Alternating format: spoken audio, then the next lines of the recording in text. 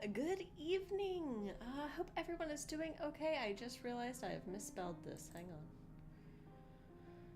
on. These are hyphenated.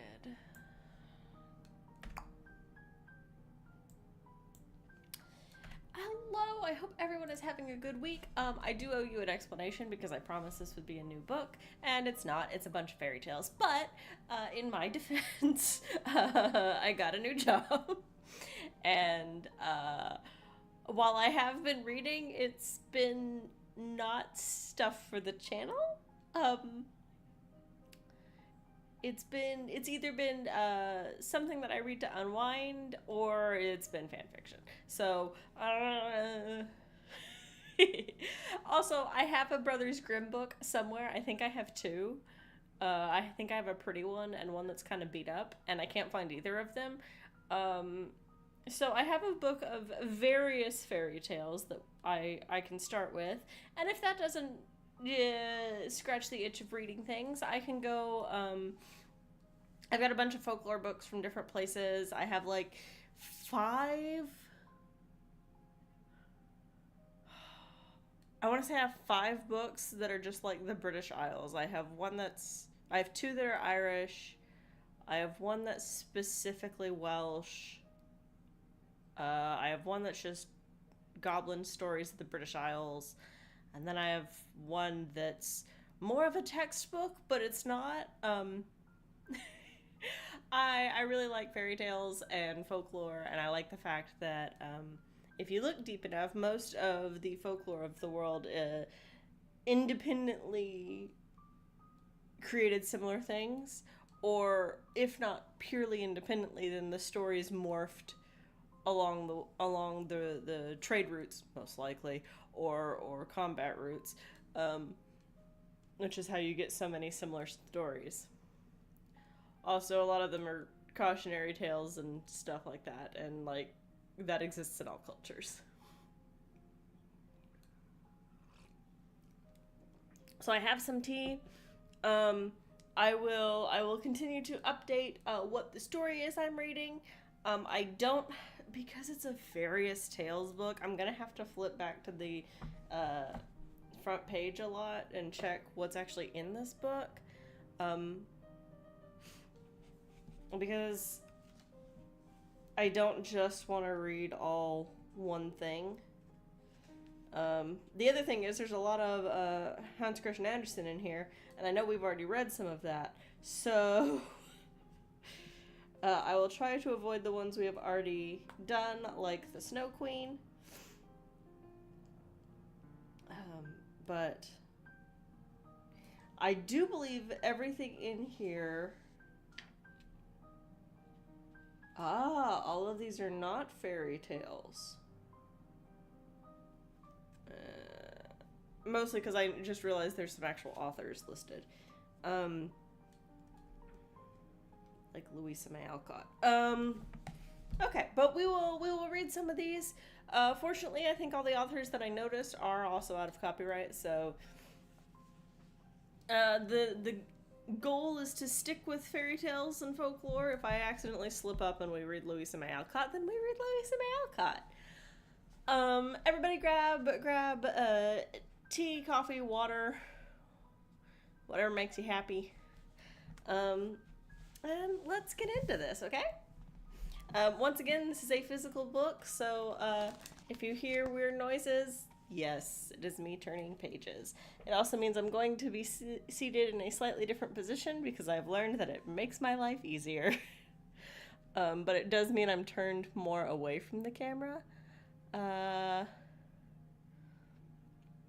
But it makes it easier for me to read. Just because of how light is in this room. So forgive me if I look weird. So let's get started with Snow White and Rose Red.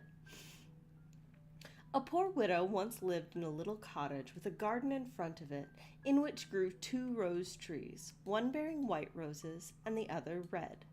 She had two children who were just like the two rose trees. One was called Snow White, and the other Rose Red. And they were the sweetest and best children in the world, always diligent and always cheerful. But Snow White was quieter and more gentle than Rose Red. Rose Red loved to run about the fields and meadows and to pick flowers and catch butterflies. But Snow White sat at home with her mother and helped her in the household or read aloud to her when there was no work to do. The two children loved each other so dearly that they always walked about hand in hand whenever they went out together. And when Snow White said, "We will never desert each other," Rose Red answered, "No, not as long as we live." And the mother added, "Whatever one gets, she shall share with the other." And they often roamed about in the woods gathering berries, and no beast offered to hurt them. On the contrary, they came up to them in the most confiding manner. The little hare would eat a cabbage leaf from their hands, the deer grazed beside them, the stag would bound past them merrily, and the birds remained on the branches and sang to them with all their might. No evil ever befell them. If they tarried late in the wood and night overtook them, they lay down together on the moss and slept till morning, and their mother knew they were quite safe and never felt anxious about them. Excuse me. Once, when they had slept all night in the wood and had been awakened by the morning sun, they perceived a beautiful child in a shining white robe sitting close to their resting place. The figure got up, looked at them kindly, but said nothing, and vanished into the wood. And when they looked round them, they became aware that they had slept quite close to a precipice, over which they would certainly have fallen had they gone on a few steps further in the darkness. And when they told their mother of the adventure, she said what they had seen must have been the angel that guards good children. Oh.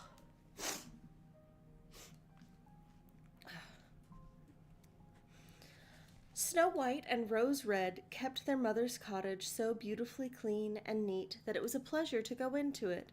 In summer, Rose Red looked after the house, and every morning before her mother awoke, she placed a bunch of flowers before the bed, from each tree a rose. In winter, Snow White lit the fire and put the kettle on, which was made of brass, but so beautifully polished that it shone like gold. In the evening, when the snowflakes fell, their mother said, "Snow White, go and close the shutters." And they drew round the fire, and the mother put on her spectacles and read aloud from a big book, and the two girls listened and sat and span. Beside them on the ground lay a little lamb, and behind them perched a little white dove with its head tucked under its wings. One evening, as they sat thus cozily together, someone knocked upon the door as though he desired admittance. The mother said, "Rose Red, open the door quickly. It must be some traveler seeking shelter." Rose Red hastened to unbar the door and thought she saw a poor man standing in the darkness outside, but it was no such thing, only a bear, who poked his thick black head through the door. Rose Red screamed aloud and sprang back in terror. The lamb began to bleat, the dove flapped its wings, and Snow White ran and hid behind her mother's bed. But the bear began to speak, and said, "Don't be afraid. I won't hurt you. I'm half frozen and only wish to warm myself a little." "My poor bear," said the mother, "lie down by the fire and only take care you don't burn your fur." And then she called out, "Snow White and Rose Red, come out. The bear will do you no harm. He is a good and honest creature." So they both came out of their hiding places, and gradually the lamb and dove drew near too, and they all forgot about their fear. The bear asked the children to beat the snow a little out of his fur, and they fetched a brush and scrubbed him till he was dry. Then the beast stretched himself in front of the fire and growled quite happily and comfortably. The children soon grew quite at ease with him, and led their hapless guest a fearful life. They tugged at his fur with their hands, and put their small feet on his back, and rolled him about here and there, or took a hazel wand and beat him with it, and if he growled they only laughed. The bear submitted to everything with the best possible good nature, and only when they went too far did he cry, "Oh, children, spare my life. Snow White and Rose Red, don't beat your lover dead." When it was time to retire for the night, the others went to bed, and the mother said to the bear, "You can lie here on the hearth. In heaven's name it will be shelter for you from the cold and wet." And as soon as the day dawned, the children led him out, and he trotted over the snow and into the wood. From this time on, the bear came every evening at the same hour, and lay down by the hearth, and let the children play what pranks they liked with him. And they got so accustomed to him that the door was never shut till their black friend had made his appearance. When spring came, and all outside was green, the bear said one morning to Snow White, "Now I must go away, and not return again the whole summer." "What are you going to do, dear bear?" said Snow White. "I must go to the wood and protect my treasure from wicked dwarfs. In winter, when the earth is frozen hard, they are obliged to remain underground, for they can't work their way through. But now, when the sun has thawed and warmed the ground, they can break through and come up above to spy on the land and steal what they can. What once falls into their hands and into their caves is not easily brought back to light." Snow White was quite sad over their friend's departure, and when she unbarred the door for him, the bear, stepping out, caught a piece of his fur in the door knocker, and Snow White thought she caught sight of glittering gold beneath it, but couldn't be certain of it, and the bear ran hastily away and soon disappeared behind the trees.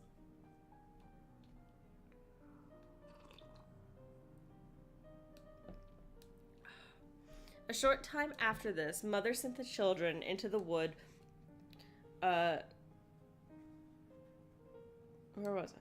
A short time after, Mother sent the wood to collect kindling, and they came in their wandering upon a big tree which lay felled on the ground, and on the trunk among the long grass they noticed something jumping up and down, but what it was they couldn't distinguish, and when they approached nearer they perceived a dwarf, with a wizened face and a beard a yard long.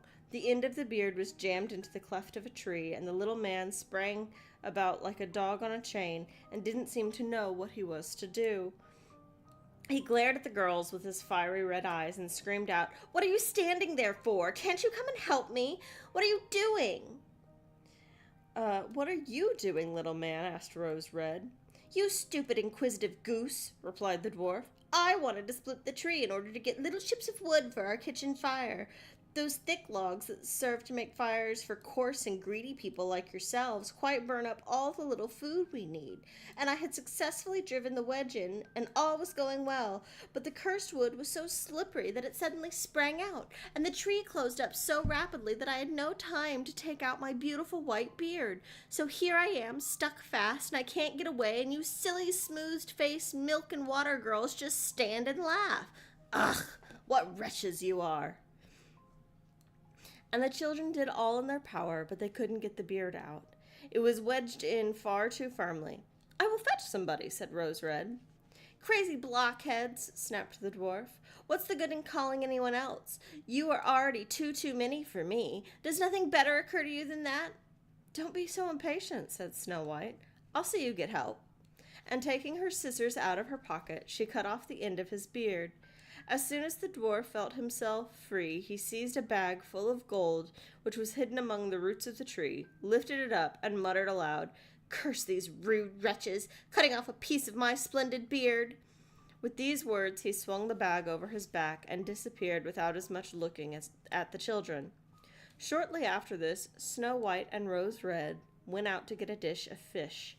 As they approached the stream, they saw something which looked like an enormous grasshopper springing towards the water as if it were going to jump in. They ran forward and recognized their old friend the dwarf. "Where are you going to?" asked Rose Red. "You're surely not going to jump into the water." "I'm not such a fool," screamed the dwarf. "Don't you see that cursed fish is trying to drag me in?"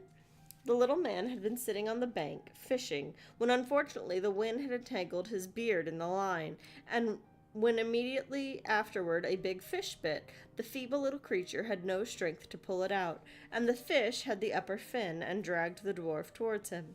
He clung on with all his might to every rush and blade of grass, but it didn't help him much, and he had to follow every movement of the fish and was in great danger of being drawn into the river. The girls came up at just the right moment and held him firm, and did all they could to disentangle his beard from the line, but in vain. Beard and line were a hopeless muddle. Nothing remained but to produce the scissors and cut the beard, by which a small part of it was sacrificed.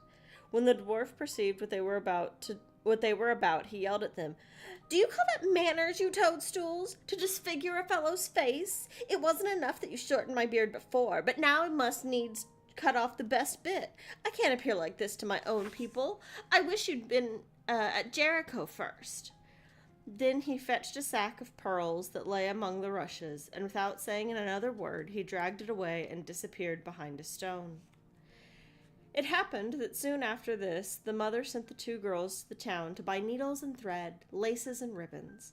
Their road led over a heath, where large boulders of rock lay scattered here and there. While trudging along, they saw a big bird hovering in the air, circling slowly above them, but always descending lower, till last it settled upon a rock not far from them.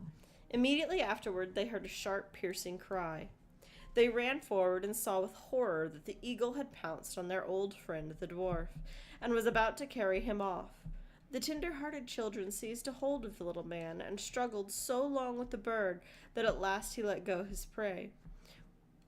When the dwarf had recovered from the first shock, he screamed in his screeching voice, Couldn't you have treated me more carefully? You have torn my thin little coat all to shreds, useless, awkward hussies that you are. Then he took a bag of precious stones and vanished under the rocks into his cave. The girls were accustomed to his ingratitude and went on their way and did their business in town. And on their way home, as they were again passing the heath, they surprised the dwarf pouring out his precious stones on an open space, for he thought no one would pass by at so late an hour. The evening sun shone on the glittering stones, and they glanced and gleamed so beautifully that the children stood still and gazed on them. What are you standing there gaping for? Screamed the dwarf, and his ashen-gray face became scarlet with rage. He was about to go off with these angry words when a sudden growl was heard, and a black bear trotted out of the wood. The dwarf jumped up in great fright, but he hadn't time to reach his place of retreat, for the bear was already close to him. Then he cried in terror, Dear Mr. Bear, spare me! I'll give you all my treasure. Look at all these beautiful, precious stones lying here. Spare my life? What pleasure would you get from a poor, feeble fellow like me? You won't feel me between your teeth. There, lay hold of those two wicked girls. They'll be a tender morsel for you, fat as young quails. Eat them up, for heaven's sake. But the bear paid no attention to his words, and gave the evil little creature one blow with his paw, and he never moved again. The girls had run away, but the bear called after them, Snow White and Rose Red, don't be afraid. Wait, and I'll come with you. Then they recognized his voice and stood still, and when the bear was quite close to them, his skin suddenly fell off, and a beautiful man stood beside them, all dressed in gold. I am the king's son, he said, and I have been doomed by that unholy little dwarf who had stolen my treasure to roam the woods as a wild bear, till his death should set me free. Now he got his well-merited punishment. And Snow White married him, and Rose Red his brother, and they divided the great treasure the dwarf had collected in his cave between them. And the old mother lived for many years peacefully with her children, and she carried the 2 rose trees with her, and they stood in front of her window, and every year they bore the finest red and white roses.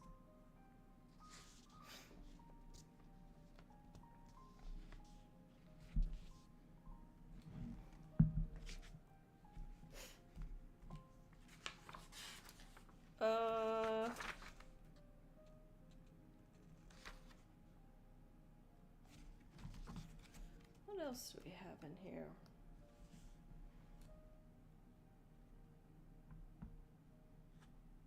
I suspect a lot of these are going to be animals turning into people.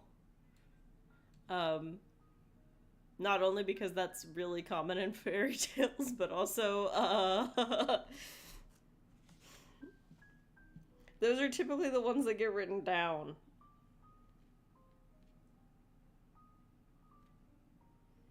Let's see.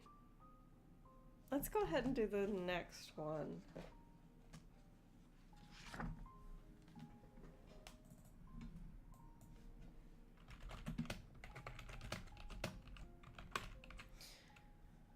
So there are some in here that are listed as folk tales or just tales.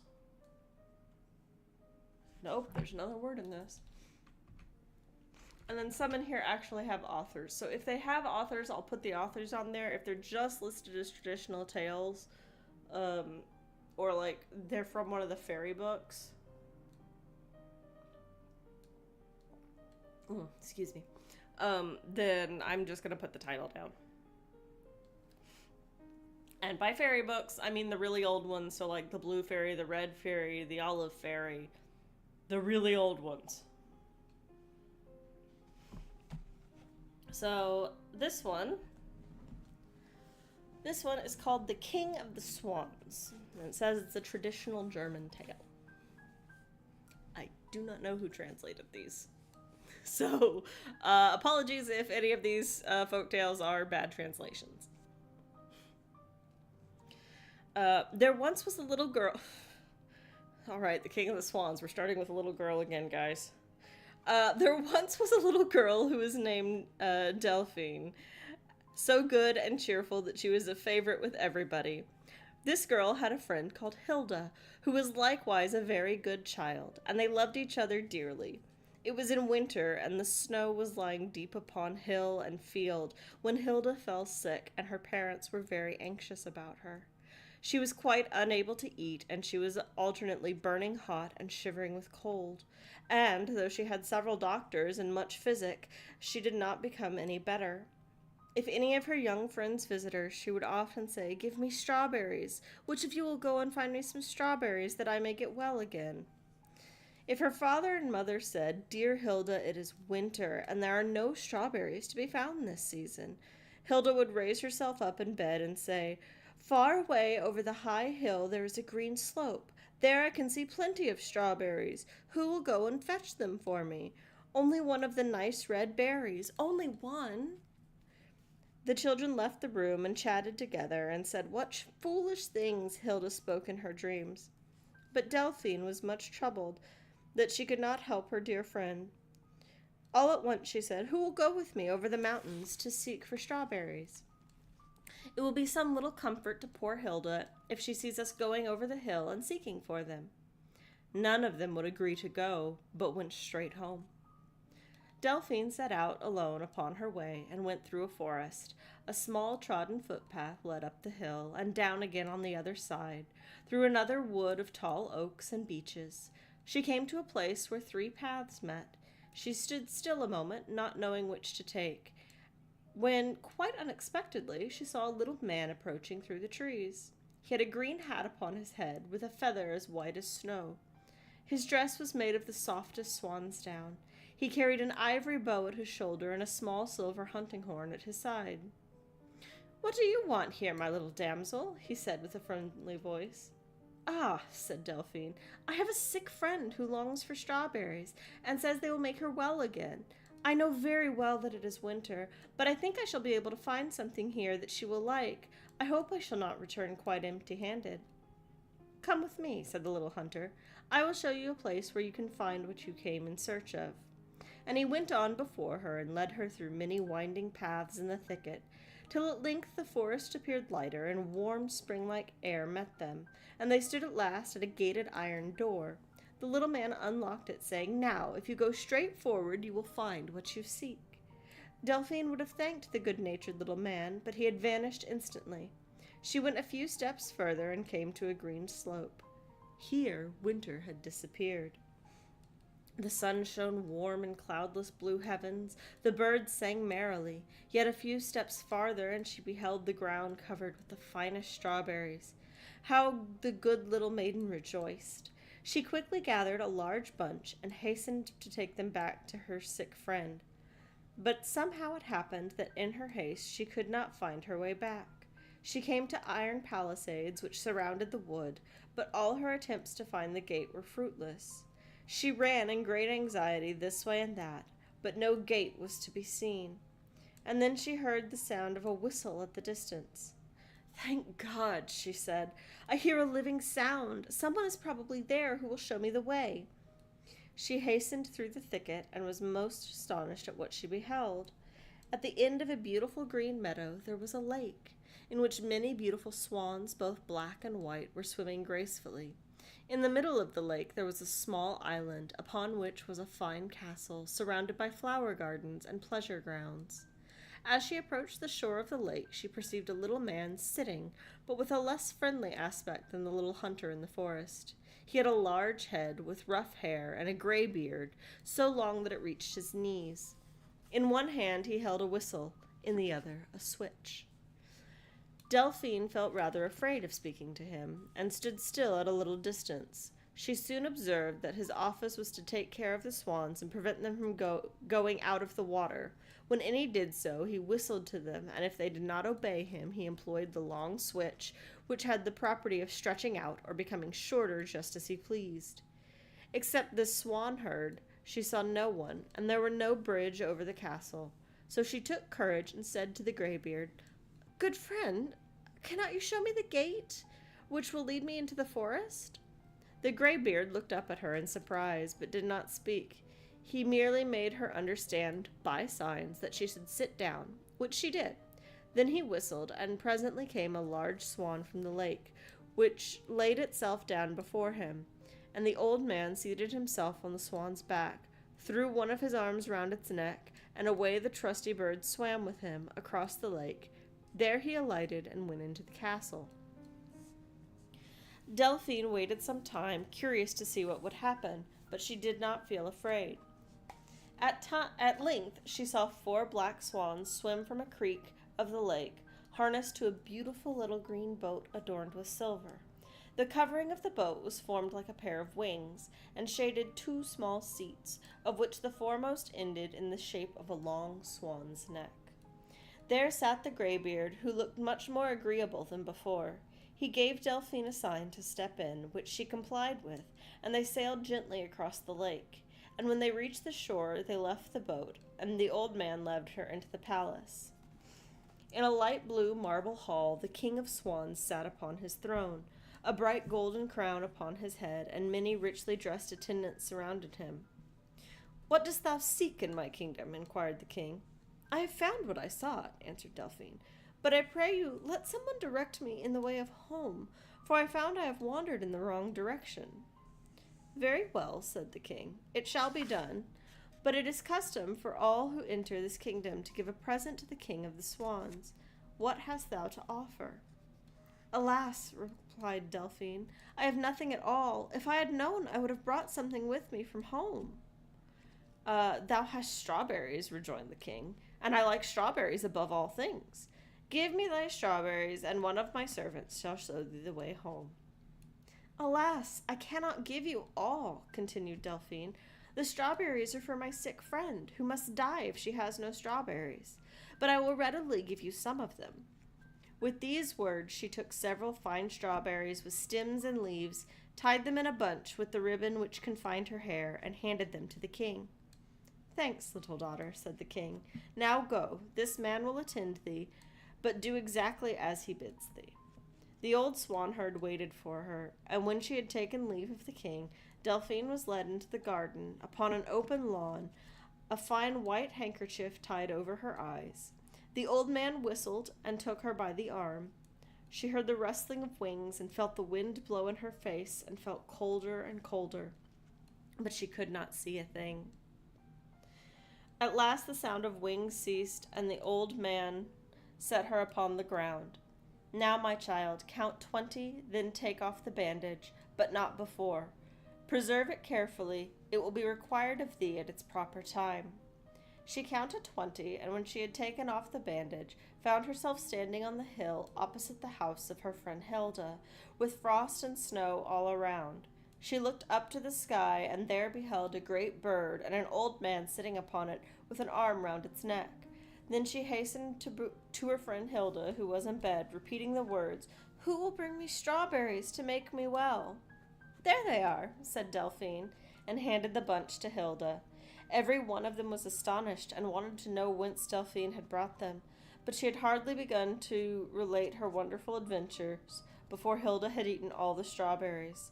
Then the color returned to her face and strength to her limbs, and Hilda said, "Thank God and dear Delphine, now I am quite well." She rose up and was really quite restored. Who can say how the parents thanked and blessed Delphine? She was a truly good and brave girl, and when she grew up, everyone desired their children to be like her. Then one day, Delphine was walking in the meadows with her mother. She was now so tall that only those who had seen her when a child could not have known her to be the same.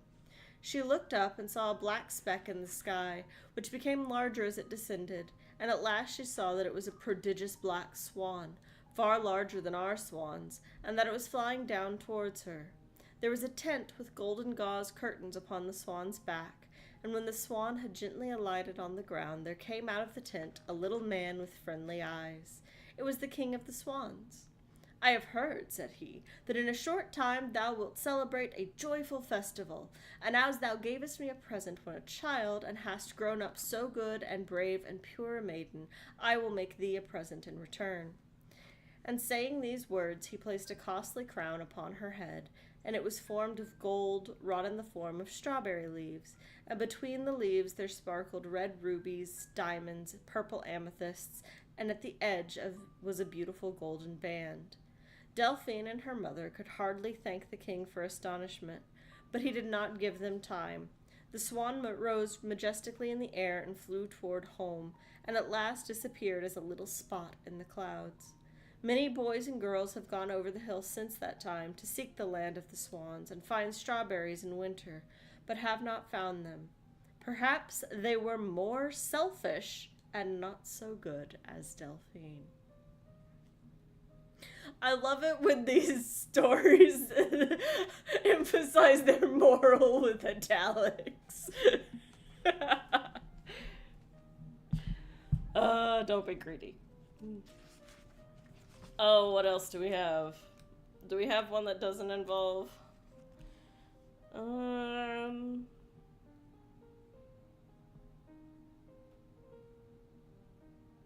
you want a Swedish fairy tale? It's only 2 pages. Let's do a Swedish fairy tale. Oh my goodness, I'm so glad I decided to skip the next one. Let's see, Swedish fairy tale, Swedish fairy tale. Oh, y'all can laugh at me because there's onomatopoeias.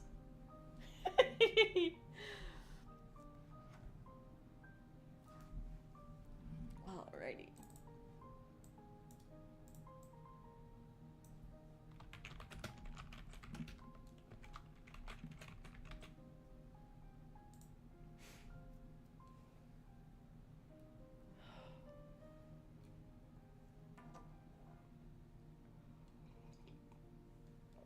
At this rate, I'm gonna have to drink more, or not drink more tea, make more tea.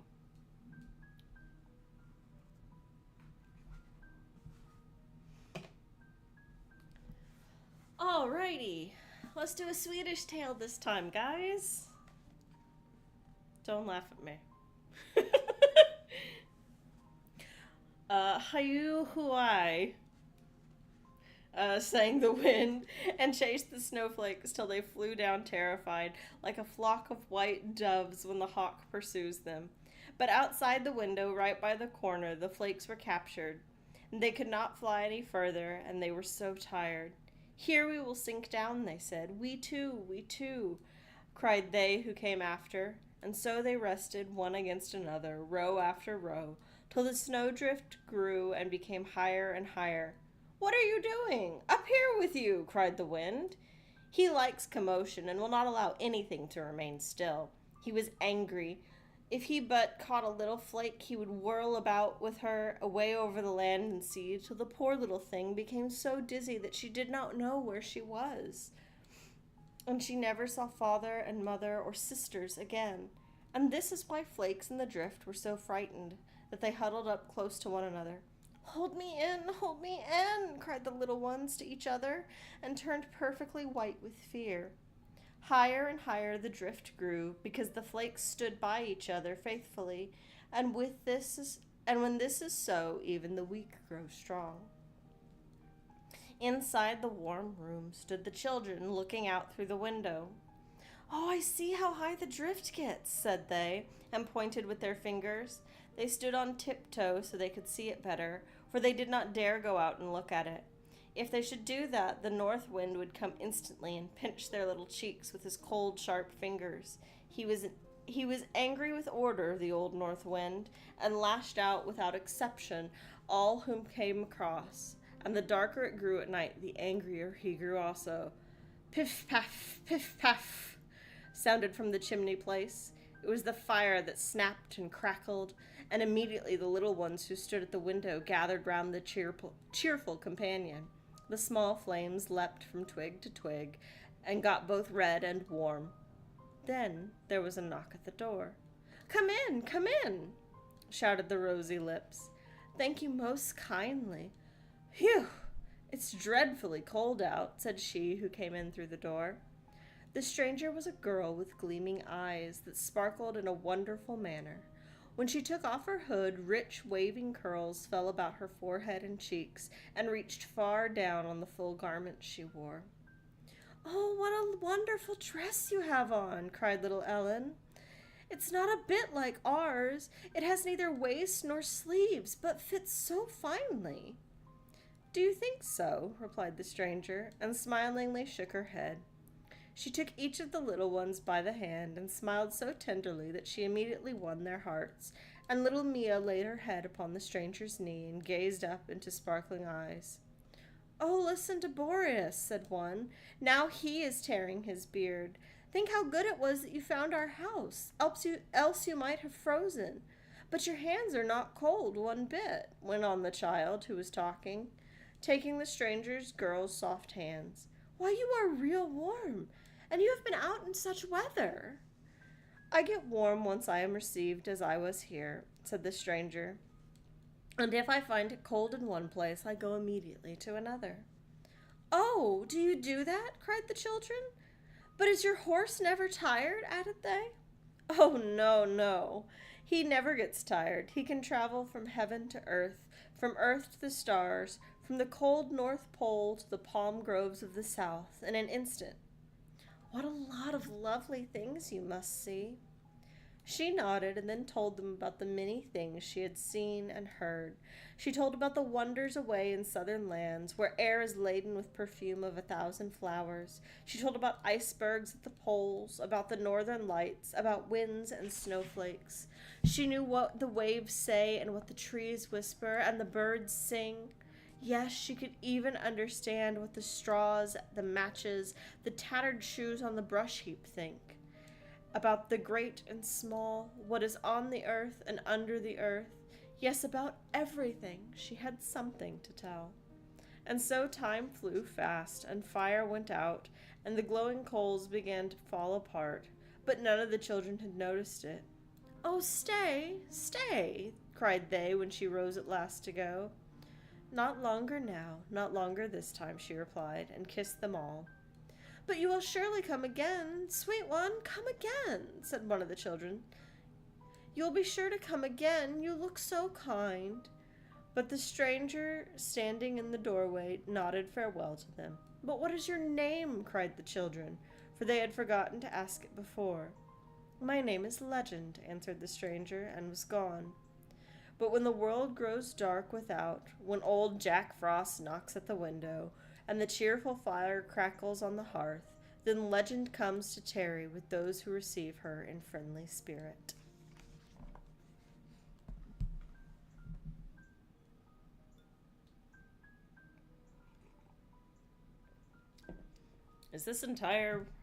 Hang on. This entire book is winter themed. Let me go grab a book that's not winter themed. Let me go see what I have. Shows you how much I pay attention. Give me just a moment. Somewhere. I'm not grabbing tea, but I'm gonna slap my grabbing tea on. How's that sound? So, I'll be right back.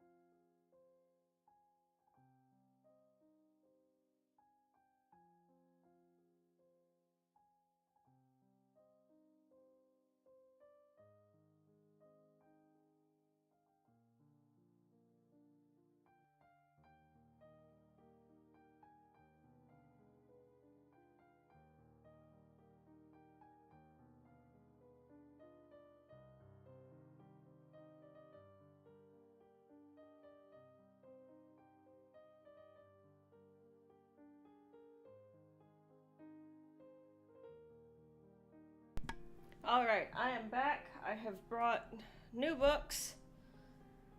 Still fairy tales. And both of them should be old enough that I don't have to worry about anything. So, we have Fairy Tales and Folk Tales of Ireland. Or, we have The 12 Dancing Princesses and Other Tales.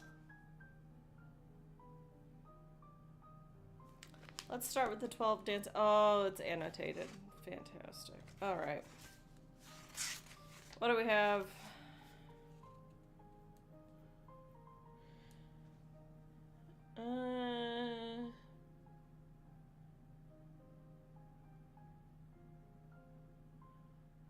Okay. I'm familiar with most of these. Clearly, I bought this book. Okay. So let's start with some good old Grimm's fairy tales.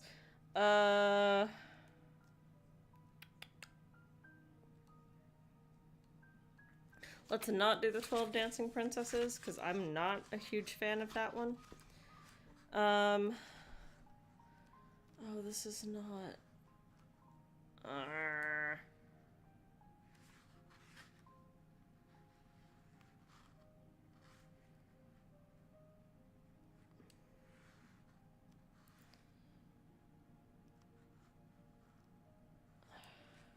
Okay, so do you want... Let me ask this right quick. Do you want the Goose Girl?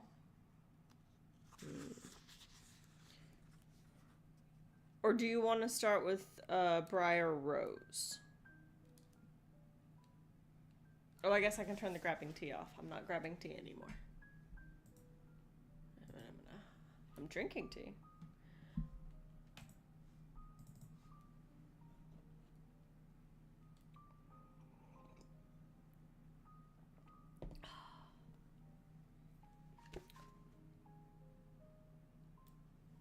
Because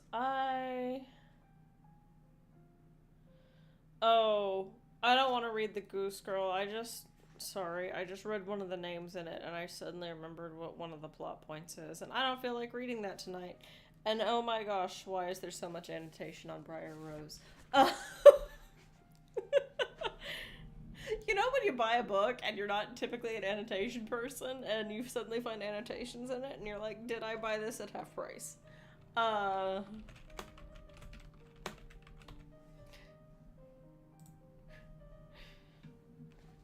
Alright. So we are going to read Briar Rose. 3 guesses which story this is. The first 2 don't count. Once upon a time, there was a king and queen who said every day, "Oh, if only we had a child," but they never got one. Once, while the queen was bathing, a frog crawled out of the water to the shore and said to her, "Before a year is up, you will give birth to a daughter." And it happened, as the frog had said. The queen had a daughter who was beautiful, so beautiful that the king was overjoyed and ordered a great feast. He invited not only his kinfolk, his friends, and his acquaintances, but also the wise women, so they would be gracious and kind to the child. There were 13 of them in his kingdom, but because he only had 12 golden plates for them to eat from, one of them had to stay home. The feast was celebrated with all magnificence, and when it was over, the wise women presented the child with their magical gifts, one with virtue, the second with beauty, the third with riches, and so on, with everything in the world one could wish for. After 11 of them had pronounced their blessings, and the 13th suddenly entered. She wanted to avenge herself for not having been invited, and without a greeting or so much as a look for anyone, she cried out in a loud voice, "In her 15th year, the king's daughter shall prick herself with a spindle, and shall fall down dead." Without another word, she turned her back and left the hall. Everyone was horrified, but the 12th, who still had her wish, came forward. Since she could not revoke the curse, but could only mitigate it, she said, "The king's daughter shall not die, but shall fall into a deep sleep that shall last for 100 years. The king, who wished to guard his beloved child against misfortune, had orders given that all spindles in the entire kingdom were to be burned. All the gifts of the wise women were fulfilled in the girl. She was beautiful and virtuous, kind and intelligent, and won the hearts of all who looked at her. It happened on her 15th birthday. The king and queen were away from home, and the girl stayed behind all alone in the castle. She went about wherever she pleased, looking at rooms and chambers, and came at last to an old tower. She climbed the narrow spiral staircase and arrived at a little door. A rusty key was in the lock, and when she turned it, the door sprang open. In the little room sat an old woman with a spindle, busily spinning flax. "How do you do, Granny?" said the king's daughter. "What are you doing?" "I'm spinning," said the old woman, nodding her head. "What is the thing that bobs up and down so merrily?" asked the king's daughter, and took the spindle because she wanted to spin too.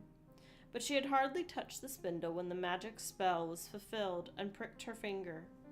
The very moment she felt the prick, she fell down on a bed, which was standing there, and lay in a deep sleep. And the sleep spread throughout the castle. The king and queen, who had just come home, entered the hall and fell asleep, and with them the entire court. The horses went to sleep in the stable, the dogs in the courtyard, the pigeons on the roof, the flies on the wall, yes, even the fire flickering on the hearth grew still and slept. And the roast stopped sizzling, and the cook, who was about to pull the scullery boy's hair for some mistake, let him go and slept. And the wind dropped, and not a leaf stirred on any trees in front of the castle. A briar hedge began to grow round the castle, and it got bigger each year until at last it surrounded the castle completely and covered it so that nothing of the castle could be seen any more, not even the flag on the roof. But legend arose in the land about a beautiful sleeping briar rose, for that is what they called the king's daughter. So that from time to time, king's sons came and tried to break through the hedge into the castle. But it was impossible because the briars clung tightly together as though they had hands, and the young men got caught in them and could not get free again, so they perished miserably. And after many long years, another king's son came into the land and heard an old man telling about the briar hedge. There was supposed to be a castle behind it, in which a wondrously beautiful king's daughter called Briar Rose had been sleeping for 100 years, and with her slept the king and queen and the entire court.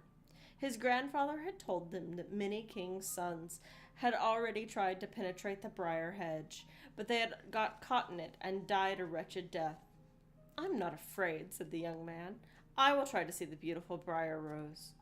No matter how much the good old man tried to warn him against it, he did not listen to him. Now the 100 years was just up, and the day had come on which Briar Rose was to wake up again.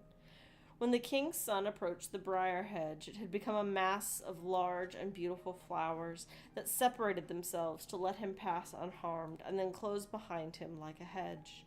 In the courtyard he saw horses and the spotted hunting dogs lying asleep.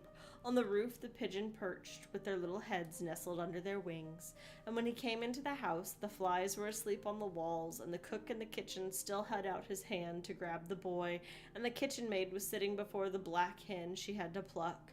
He continued on, and in the hall the entire court were lying asleep, and above them, next to the throne, lay the king and queen. He went still further on, and everything was so quiet that he could hear the sound of his own breathing. And finally he came to the tower and opened the door to the little room where Briar Rose was sleeping. And there she lay, so beautiful that he could not take his eyes from her. And he bent down and kissed her, and at the touch of his kiss, Briar Rose opened her eyes and awoke and looked at him very tenderly.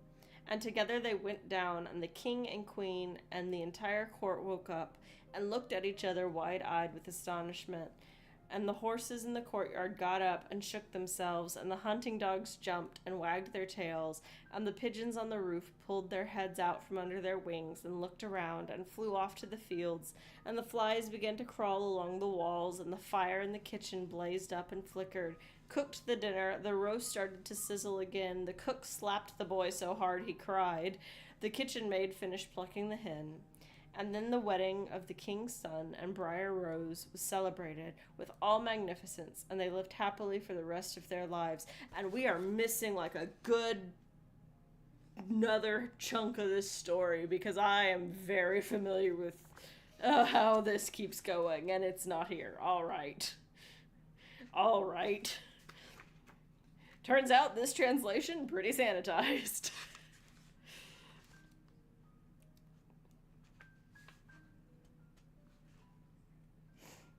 Ugh.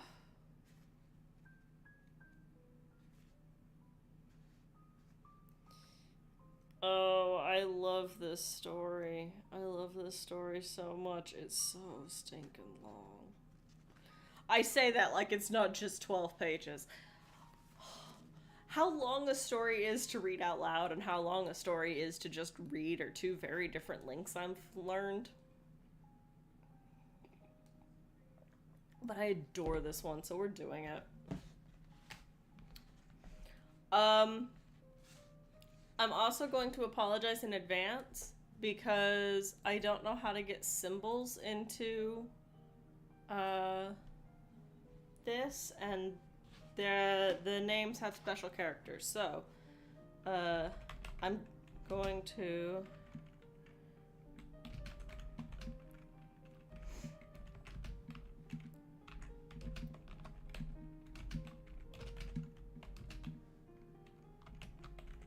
if any of you are familiar with this, it's a great story. All right. And so it is by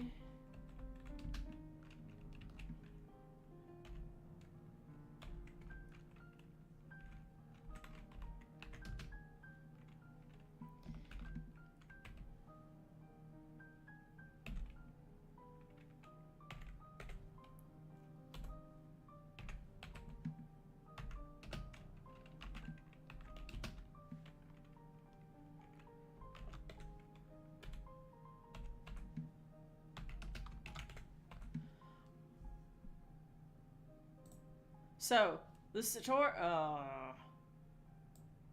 Why long names? Why?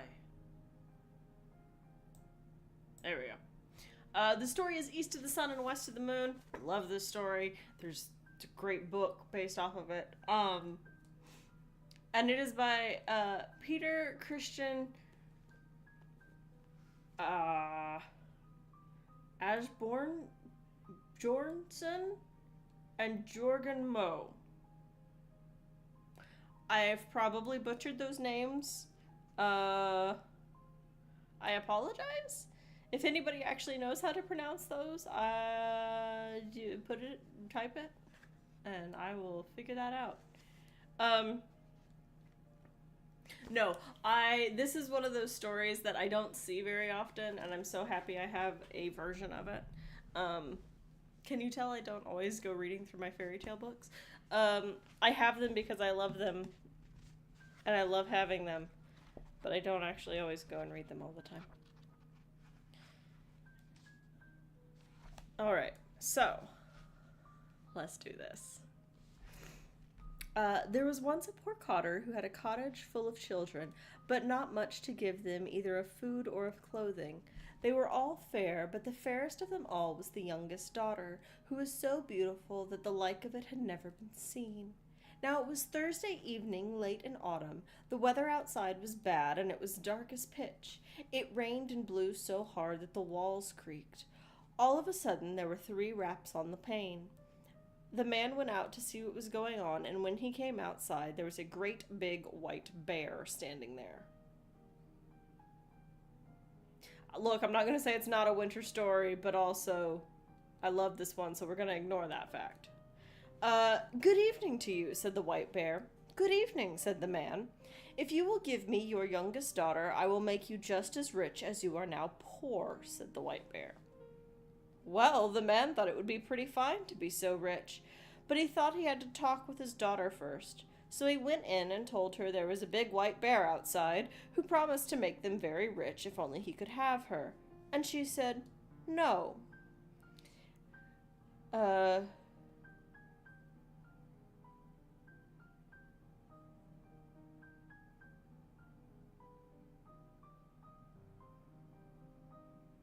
Hang on.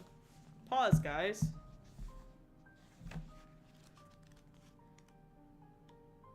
Hang on.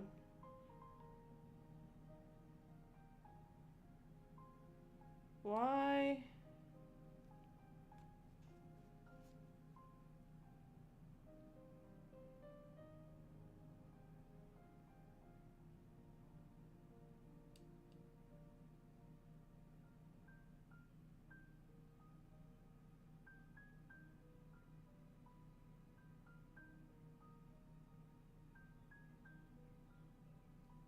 Hang on a second, guys.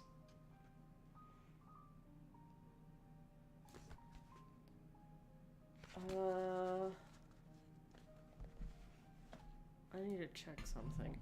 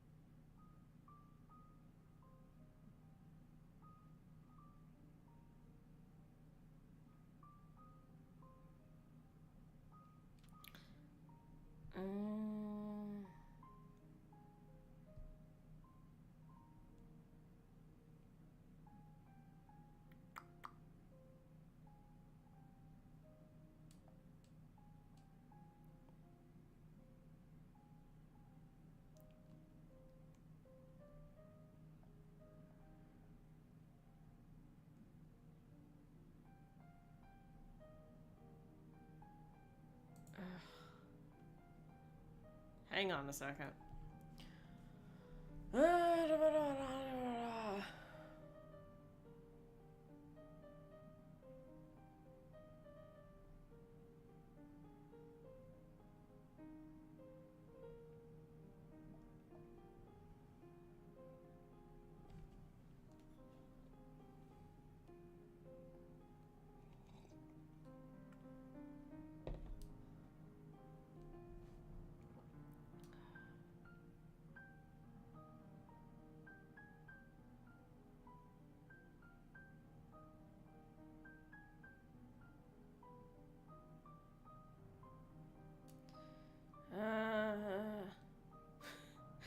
No, I just found there is a copyright on the translation, so I'm trying to make sure that the translation is out of copyright now.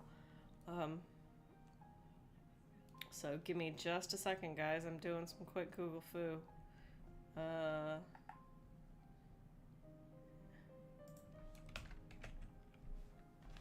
When's this translated?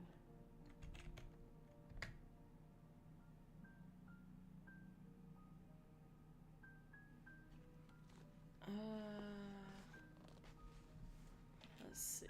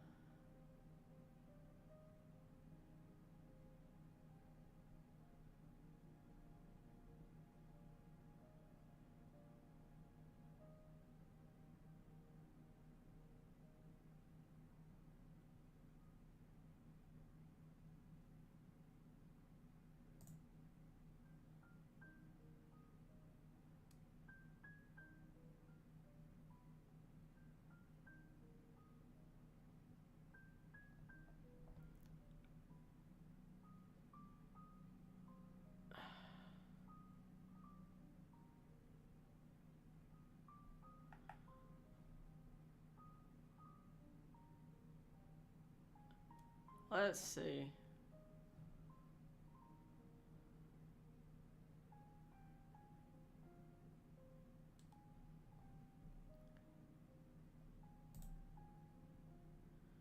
Oh. Let's see.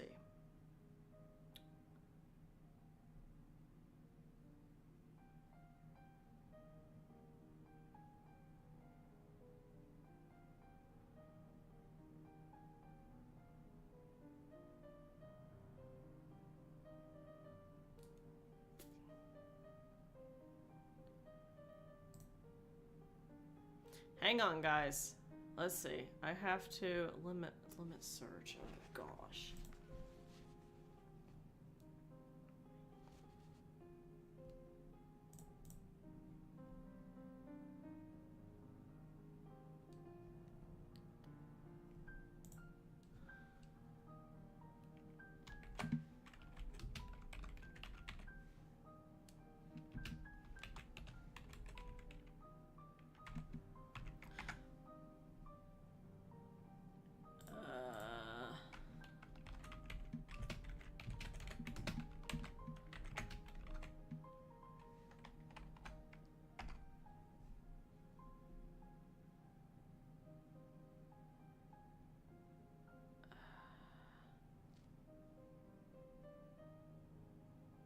Let's see.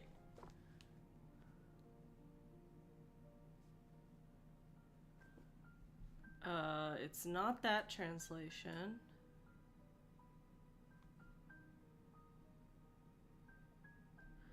Oh no, I have to look at editions. Hang on, guys. Welcome to Copyright is Complicated. Let's see. No, not that one. Not that one. Okay, good news. It is not in... It is not still in copyright. Okay. Oh. Sorry, I forgot. The Brothers Grimm stories didn't have a translator note, so I wasn't worried about those.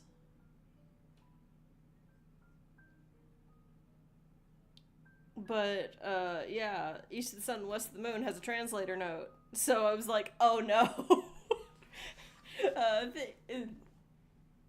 Oh no, does that mean the Beowulf translation I have isn't out of copyright? You guys, I'm gonna have to find an older translation. Oh no, I'm gonna have to find Tolkien's, because that one is out of copyright. Sorry, we're gonna go back to the fairy tale. She said no and wasn't any too willing, and so the man went out again and came to such terms with the white bear that he was to come back the next Thursday evening to get his answer. In the meantime, they gave her neither peace nor quiet. They talked and lectured to her about all the riches they would come into and how well off she herself would be, and at last she gave in. She washed and put her rags in order and made herself as presentable as she could, and got ready to travel. Nor did she have much to take with her either. And the next Thursday evening the white bear came to fetch her, and she seated herself upon his back with her bundle, and off they went. And when they had came a good bit of the way, the white bear said, "Are you afraid?" No, that she wasn't in any case. Well, just hold on tight to my fur, and then there's no danger either.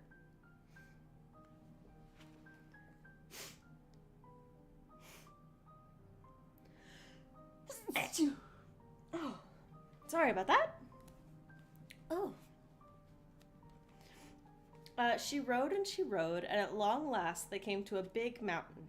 There the white bear knocked, and the gate opened, and they came into a castle. There were lights in every room, and it shone from both gold and silver. And there was a great hall where a table stood decked, and it was so fine that you can't imagine how fine it was. And then the white bear gave her a silver bell. Whenever there was anything she wanted, she should ring it, and she would get it. Well, after she had eaten, and it was getting late, she became sleepy from the journey, and thought she would like to go to bed. So she rang the bell, and scarcely had she touched it before she was in a chamber where a made-up bed was standing, as inviting as anyone could wish to lie in, with silken quilts and bed curtains and golden fringes, and everything there was gold and silver. But when she had gone to bed and blown out the candle, a man came in and lay down beside her.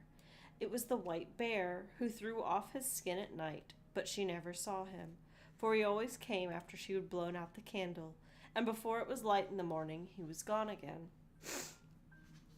It went both fine and well for a while, but then she came to be so quiet and downcast, because she went about so alone the whole day, and was homesick for her parents and her brothers and sisters. When the white bear asked what ailed her, she said it was dull there, and she was lonesome and longed to go home to her parents and her brothers and sisters, and it was because she couldn't go to them that she said she was so sad. "That can be easily arranged," said the white bear, "but you shall promise me one thing, that you won't talk with your mother alone, but only when others are listening. For she'll take you by the hand," he said, "and will want to take you into a chamber and talk to you alone, but that you mustn't do by any other means, or else you will bring misfortune upon us both." One Sunday the white bear came and said that now they could journey to her parents. Well, they set out, she on his back, and they went both far and wide, and at last came to a big white manor. There her brothers and sisters were running in and out playing, and it was so lovely that it was a joy to behold. "There live your parents," said the white bear, "but don't forget what I've told you, or else you'll make both of us unhappy." No, of course she wouldn't forget. And when she was there, the white bear turned around again and was gone. There was no end to the rejoicing when she came in to her parents, and they didn't think they could thank her enough for what she had done for them. Now they were so well off, and then all they wanted to know was how she was getting along where she was, and she was very well off and had everything she could wish for.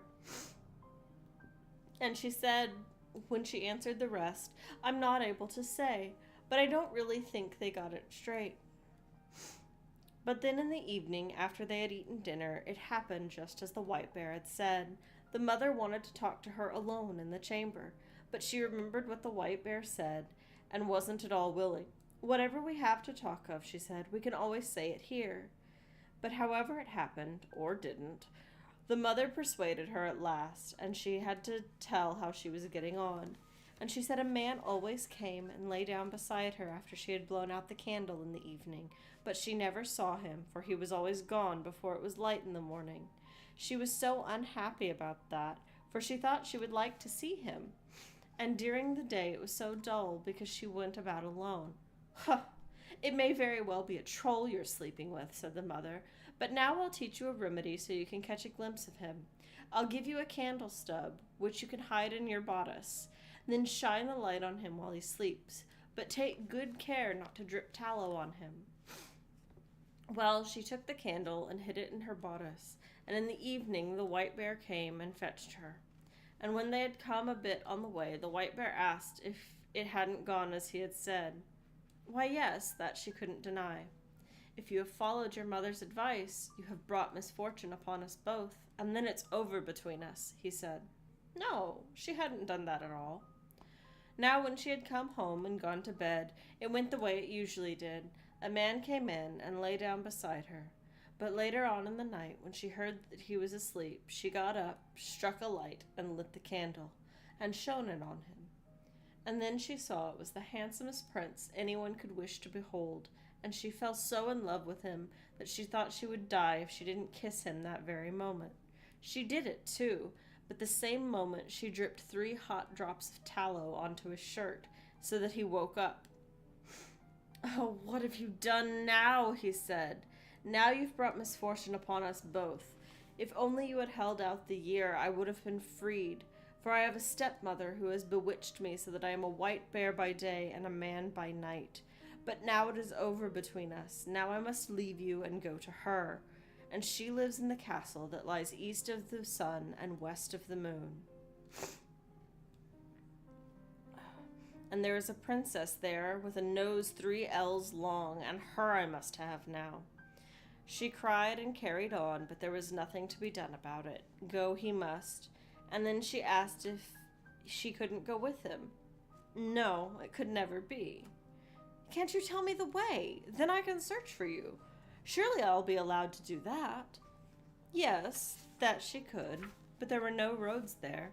It lay east of the sun and west of the moon, it did, and she'd never find her way there.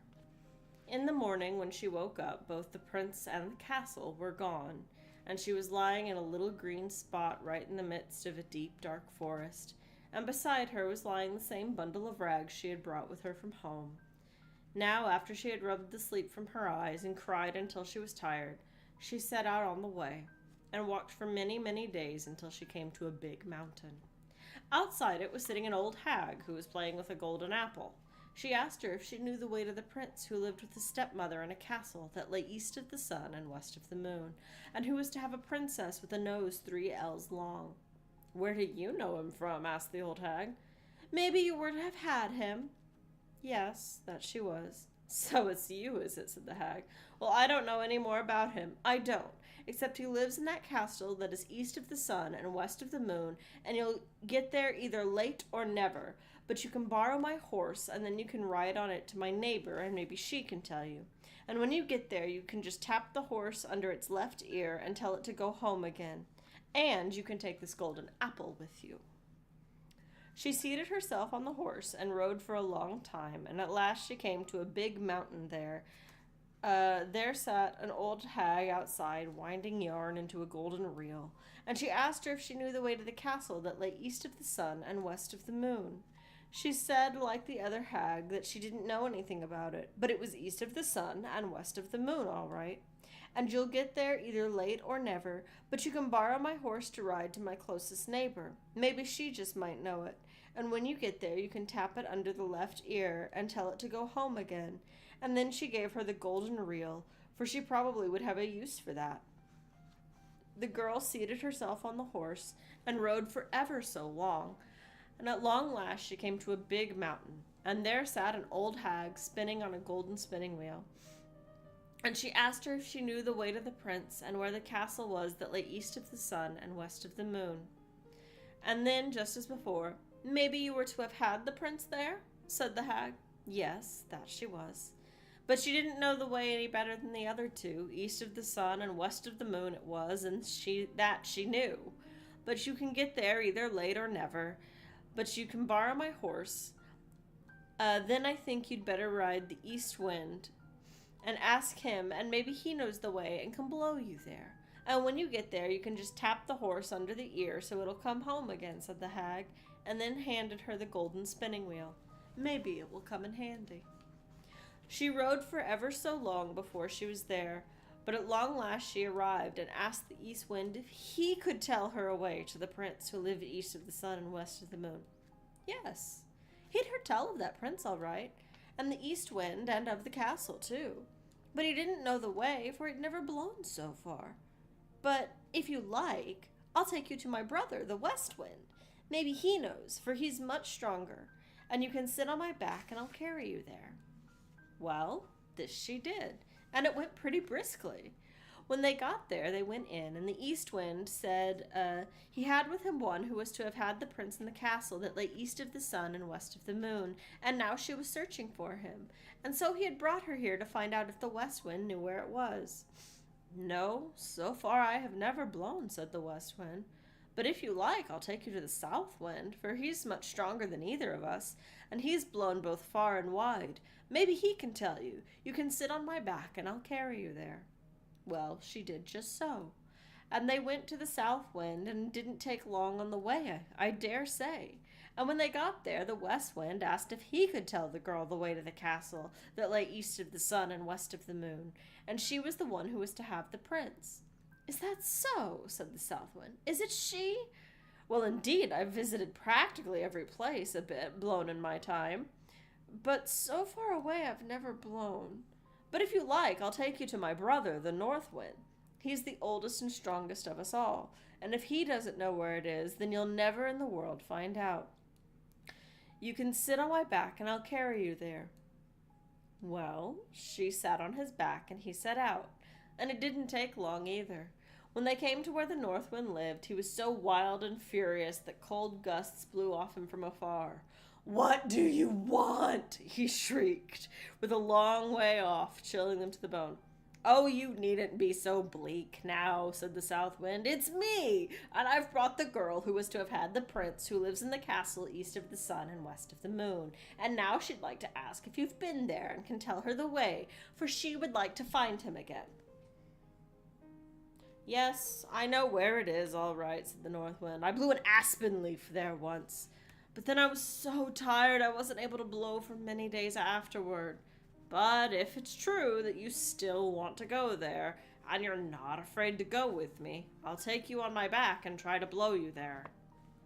Yes, she would, and she must go if there was any possible way of getting there, and she wasn't frightened, no matter how wrong it might go. Very well, then. You'll have to spend the night here, said the North Wind, for we'll need the whole day and then some if we're to get there. Early the next morning, the North Wind woke her, and blowing himself up, made himself so big and strong that it was terrible. And then off they went, high up and away through the air, as if they were going to the world's end at the very moment. And down below there was such a storm that both houses and whole forests were blown down.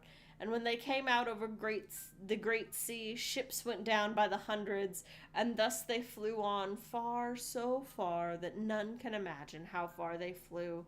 And always they headed out to sea.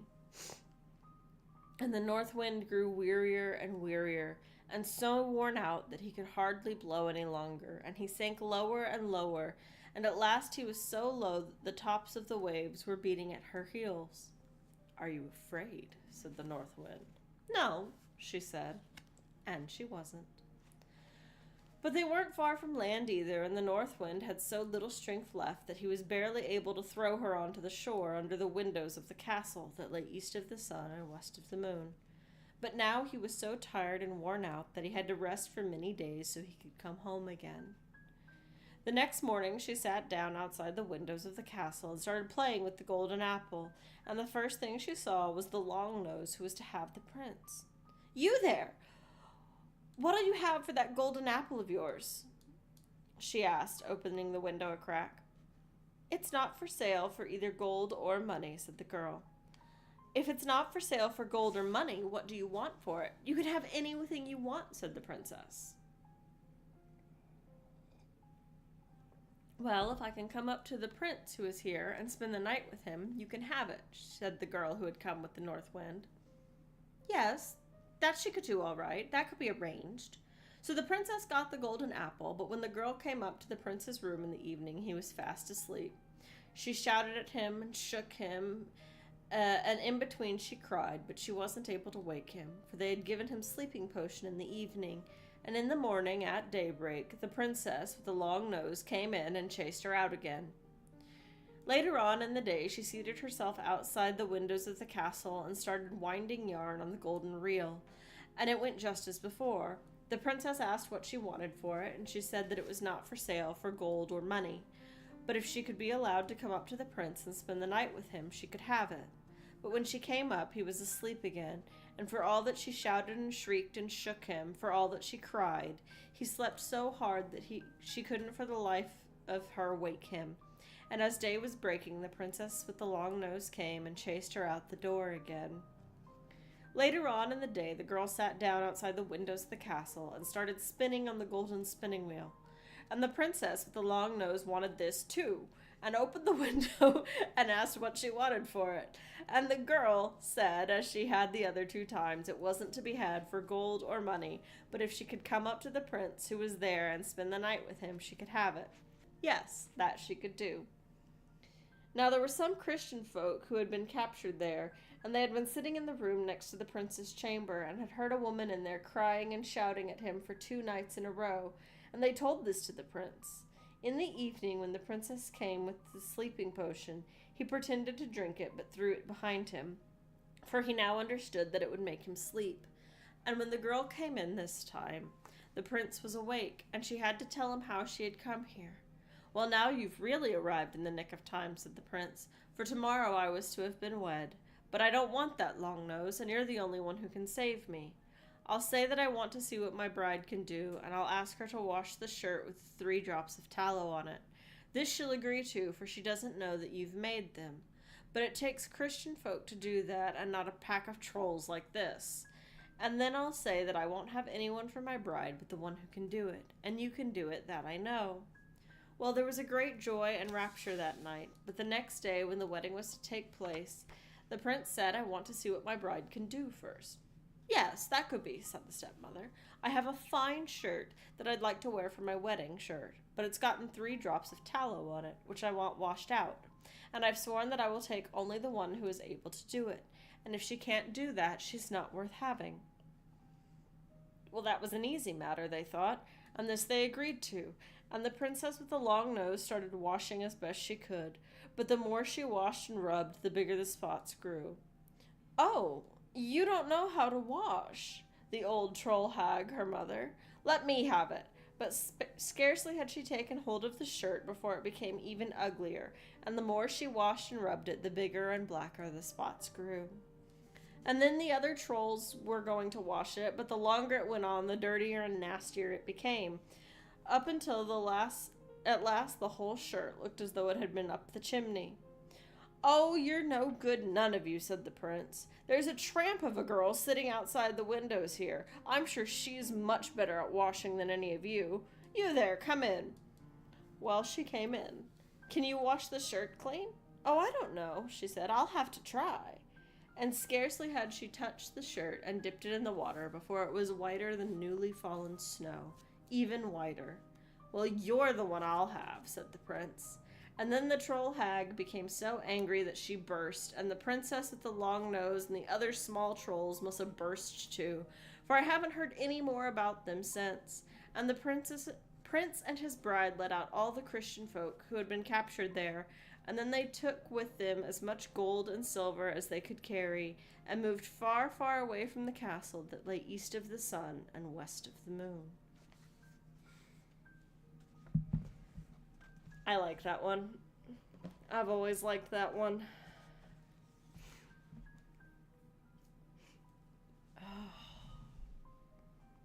The book I read that's based off of it is North. And I think how did they describe it? I want to say they described it as a Cinderella story or a Beauty and the Beast story. Anyway, it always made me think of Beauty and the Beast because you had the castle full of invisible servants.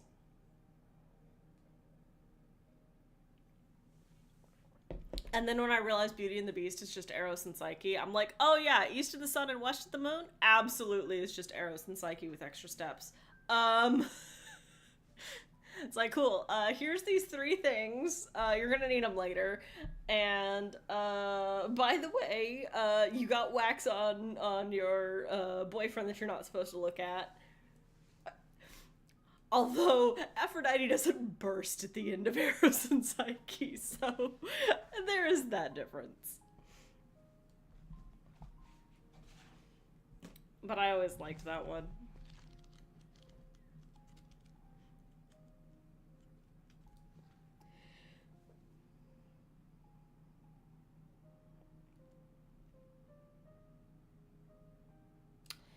Oh.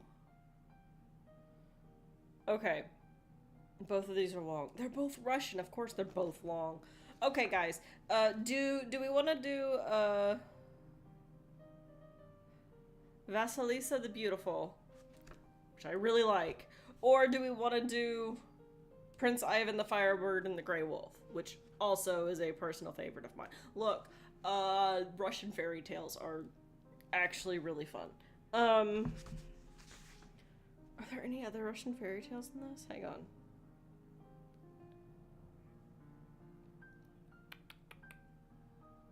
No. I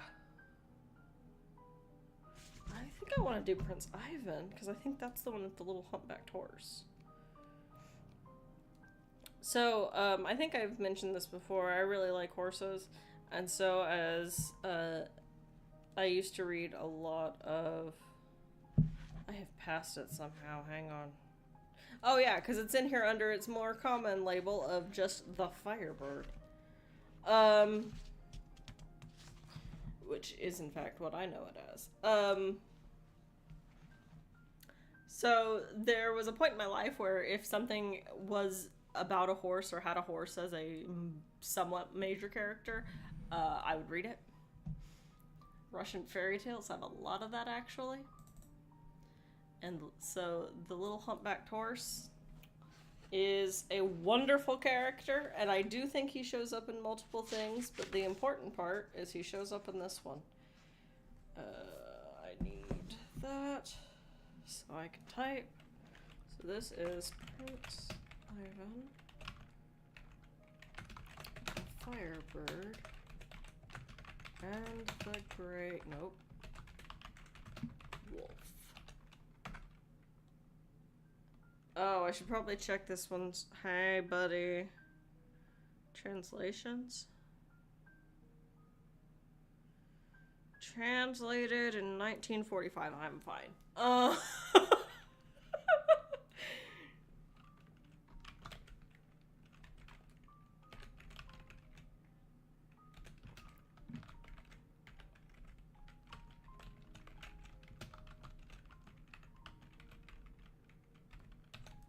Alright. Here we have it. We have Prince Ivan, the Firebird, and the Grey Wolf. I don't know if this is I don't know if this is actually an author or if it's just from Russian fairy tales. Alright. By Alexander Nikolaevich Afanasiev? Look, it's a great fairy tale. We're reading it. This is probably going to be my last one of the night before my voice gives out, because reading takes it out faster. Oh, I owe the Brothers Grimm an apology.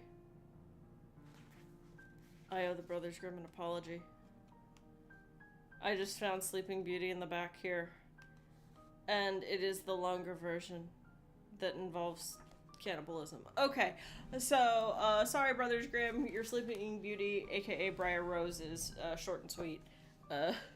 It's when you get to the French one that the cannibalism shows up.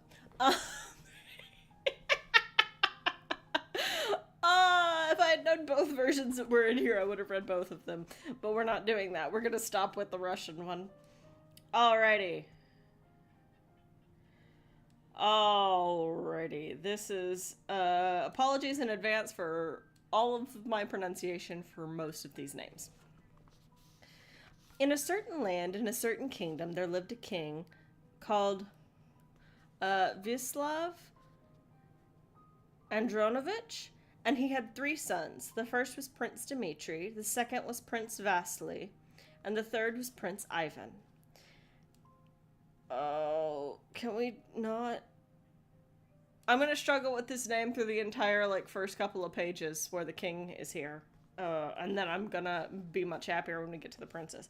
King Vislav Andronovich had a garden so rich there was no finer one in any kingdom, and in this garden there grew all kinds of precious trees, with and without fruit. And one special apple tree was the king's favorite, for all the apples it bore were golden.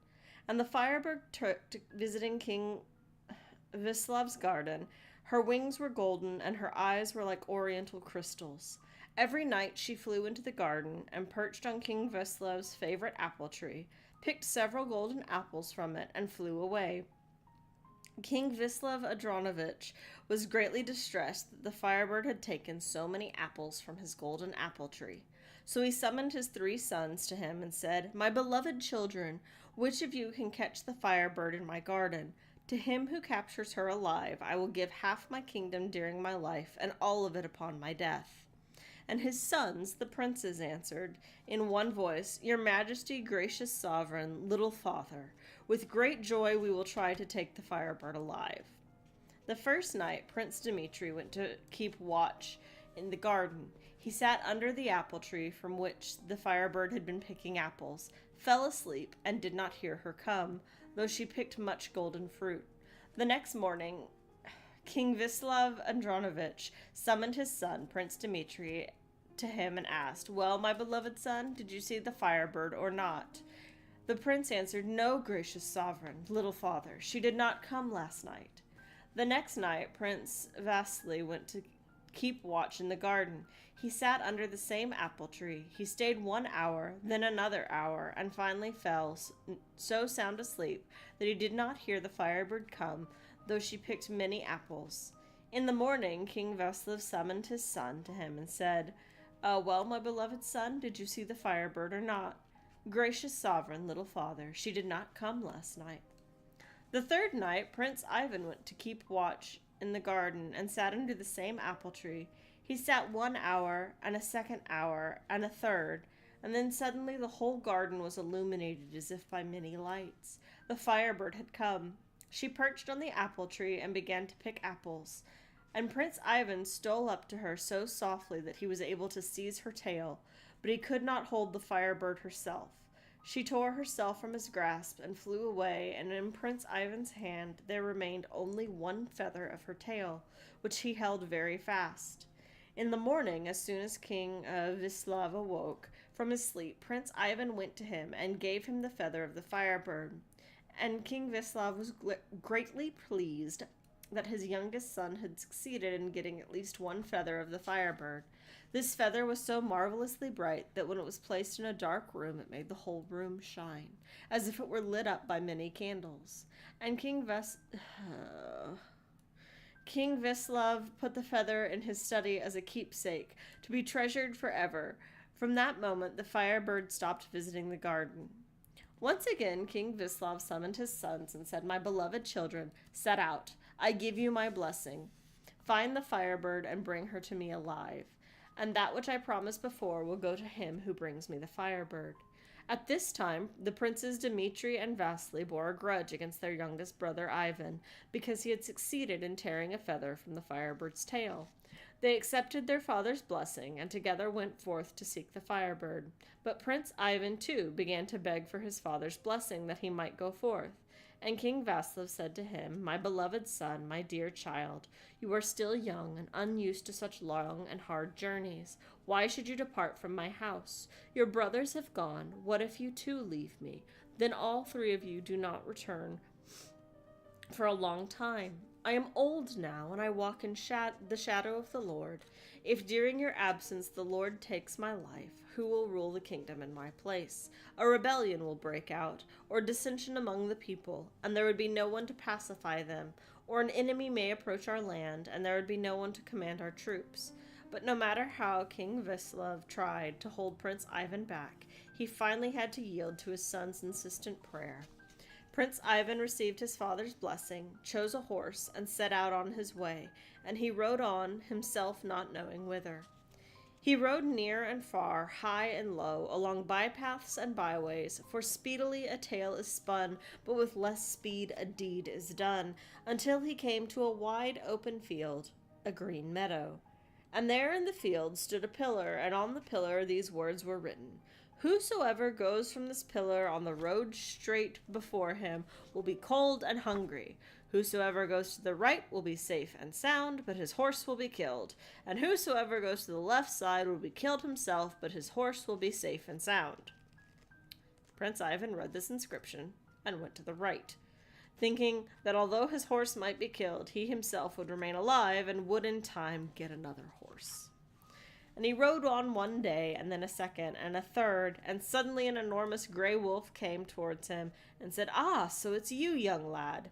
Prince Ivan, you saw the inscription on the pillar that said your horse would be killed if you came this way. Why then have you come hither?" When he said these words, he tore Prince Ivan's horse in twain and ran off to one side. Prince Ivan was sorely grieved for the horse. He shed bitter tears and then continued on foot. He walked a whole day and was utterly exhausted, and was about to sit down and rest for a while, when all at once the gray wolf caught up to him and said, "I am sorry for you, Prince Ivan, because you are exhausted from walking. I am also sorry that I ate your good horse. Therefore, mount me, the gray wolf, and tell me whither to carry you, and for what purpose." Prince Ivan told the gray wolf what errand he had come on, and the gray wolf darted off with him more swiftly than a horse, and after some time, just at nightfall, reached a low stone wall, and there he stopped and said, "Now, Prince Ivan, climb down from me, and the gray wolf, and climb over that stone wall. And behind the wall you will find a garden, and in the garden the firebird is sitting in a golden cage. Take the firebird, but touch not the cage. If you take the cage, you will not escape, and will be caught at once."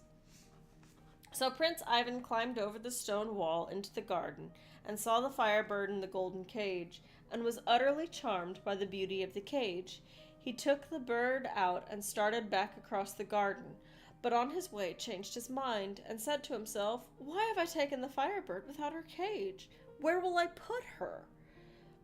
He returned, and the moment he took down the golden cage, a thunderous noise resounded through the whole garden, for there were strings tied to the cage, and the guards woke up at once and rushed the garden and caught Prince Ivan with the Firebird and led him be before their king, whose name was Dolmat. And King Dolmat was furious at Prince Ivan and cried out in a loud, angry voice, "How now? Are you not ashamed to steal, young lad? Who are you, and from what land do you come, and what is your father's name, and what is your own name?" And Prince Ivan answered, "I am from Vaislav's kingdom. I am the son of King Vaislav's Andronovich, and my name is Prince Ivan. Your Firebird took to visiting our garden night after night and plucked golden apples from my father's favorite apple tree and spoiled almost the whole tree.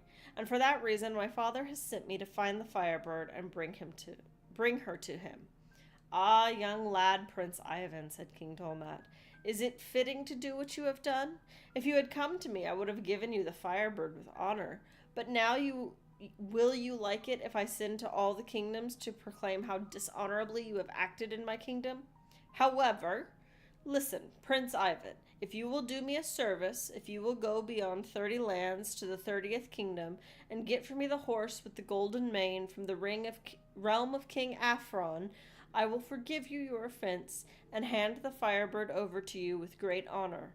But if you do not perform this service, I shall let it be known in all the kingdoms that you are a dishonorable thief." Prince Ivan left King Dolmat in great distress, promising to get for him the horse with the golden mane. And he came to the Grey Wolf and told him everything that King Dolmat had said. "Oh, young lad, Prince Ivan," said the Grey Wolf, "why did you not heed my words? Why did you take the golden cage?" "It is true, I am guilty before you," said Prince Ivan. "Well, let it be so. Sit on me, the Grey Wolf, and I will carry you where you have to go." And Prince Ivan mounted the Grey Wolf's back, and the wolf ran fast as an arrow, and ran till nightfall on a short distance or a long one, until he came to King Afron's kingdom. And reaching the white-walled royal stables, the Grey Wolf said to Prince Ivan, "Go, Prince Ivan, into the white-walled stables. All the stable boys on guard now are sleeping soundly. And take the horse with a golden mane. However, on the wall there hangs a golden bridle. Do not take it, otherwise there will be trouble." Prince Ivan entered the white-walled stables and took the steed and began to retrace his steps. But he noticed the golden bridle on the wall and was so charmed with it that he removed it from its nail. And no sooner had he removed it than a thunderous clatter and noise resounded all through the stables, for there were strings tied to that bridle. And the stable boys on guard woke up and rushed in and caught Prince Ivan and brought him before King Afron. And King Afron began to question him. "Young lad," he said, "tell me from what kingdom you come, and whose son you are, and what your name may be." And Prince Ivan answered, "I am from Vaislav's kingdom, and I am King Vaislav's Andronovich's son, and I am called Prince Ivan." "Ah, young lad, Prince Ivan," said King Afron, Is the deed you have done befitting an honorable knight? If you had come to me, I would have given you the horse with the golden mane in all honor.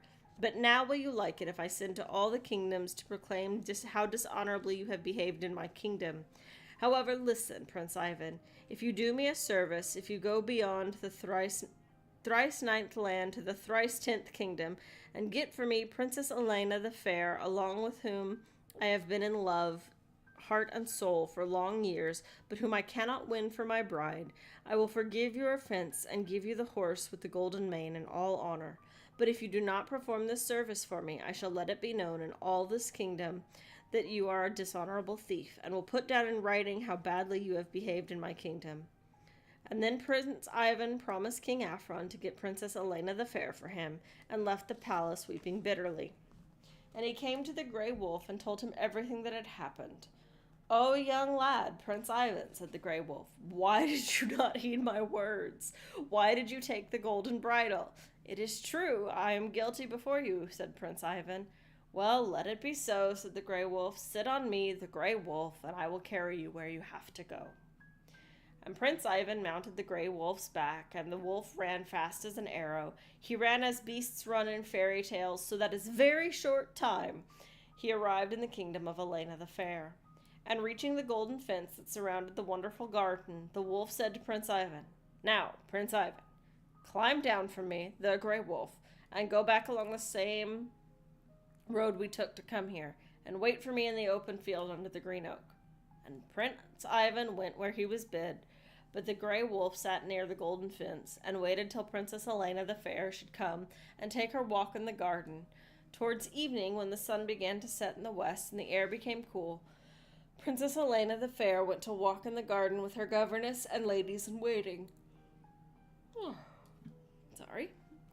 She entered the garden, and when she came near the place where the gray wolf was sitting behind the fence, he quickly jumped across the fence into the garden, caught the princess, jumped back again, and ran with all of his strength and power. He came to the green oak in the open field where Prince Ivan was waiting for him and said, "Prince Ivan, quickly seat yourself on me, the gray wolf." And Prince Ivan seated himself, and the gray wolf darted off with him and the princess to King Afron's kingdom. And the nurses and governesses and ladies in waiting who had been walking in the garden with the Princess Elena ran away at once to the palace and sent men-at-arms to pursue the gray wolf. But no matter how fast they ran, they could not overtake him, and so they turned back. Sitting on the gray wolf with the beautiful Princess Elena, Prince Ivan came to love her with all his heart, and she to love Prince Ivan. And when the gray wolf came to King Afron's kingdom, and Prince Ivan had to lead the beautiful princess into the palace and give her to the king, he grew extremely sad and began to weep bitter tears. And the gray wolf asked him, "Why are you weeping, Prince Ivan?" And Prince Ivan answered, "Gray wolf, my friend, why should I not weep and grieve? I have come to love the beautiful Princess Elena with all my heart, and now I must give her to King Afron in return for the horse with the golden mane. And if I do not give her to him, he will dishonor me in all the kingdom." "I have served you much, Prince Ivan," said the gray wolf, "and I will do you this service too. Listen to me, Prince Ivan." Also, apparently this is not the little humpbacked horse story. Listen to me, Prince Ivan. "I will turn myself into the beautiful Princess Elena, and do you lead me to King Afron, and take the horse from him with the golden mane, and he will think me the real princess. And later, when you have mounted the horse with the golden mane and gone far away, I shall ask King Afron to let me walk in the open field, and when he lets me go with his nurses and governesses and ladies in waiting, and when I am with them in the open field, remember me, and once again I shall be with you."